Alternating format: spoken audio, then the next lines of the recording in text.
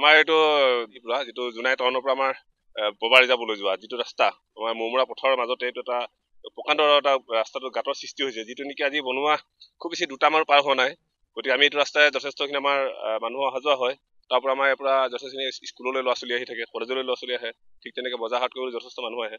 যদি এনেকুৱা এটা যদি খুব কম দিনৰ ভিতৰতে যদি এনেকুৱা ধৰণৰ হয়, তেতিয়াহ'লে ইয়াৰ কাৰণে কোন জগৰীয়া এইটো আমাৰ চৰকাৰে এইটো ব্যৱস্থা ল'ব লাগে। আৰু ইয়াৰ যে ঠিকাদাৰে হওক, যোন ঠিকাদাৰে বস্তু লৈছিল কামটো কৰিছিল, তেওঁলোকে যে উন্নত মানদণ্ডৰ কামটো কৰা নাই, এইটো ধুনীয়াকৈ দলদল ওলাই পৰিছে। আমি অনুৰোধ জনাম বিভাগীয় কৰ্তৃপক্ষক যে অতি সোনকালে তদন্ত কৰক আৰু ইয়াৰ বিহিত ব্যৱস্থা লওক, নহ'লে ইয়াতে কিন্তু অনাগত বৰ ডাঙৰ এটা ঘটনা সংঘটিত হ'ব।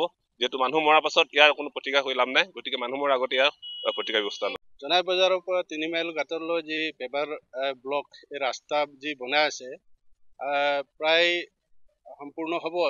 12খন গাঁৱৰ পৰা ছাত্ৰ ছাত্ৰী, বেমাৰ, বজাৰে কজাৰে অহা সকলো ৰাইজৰ অতি ইয়াত বিপদসংকুলভাৱে তেওঁলোকে যাতায়াত কৰি আছে। গতিকে এই অৱস্থা দেখি আমি ইয়াত সামান্য এটা গছ কাটি দুৰ্ঘটনাৰ পৰা প্ৰতিৰোধ পাবৰ বাবে আমি ইয়াত ব্যৱস্থা কৰিছোঁ।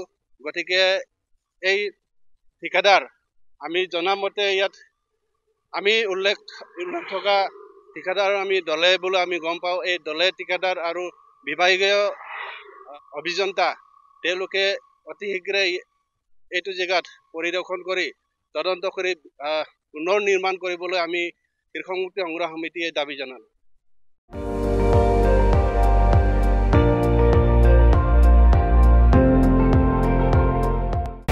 আপুনি চাই আছে ND24, সৰ্বশ্ৰেষ্ঠ নহয় সৰ্বোত্তমৰ দৌৰত।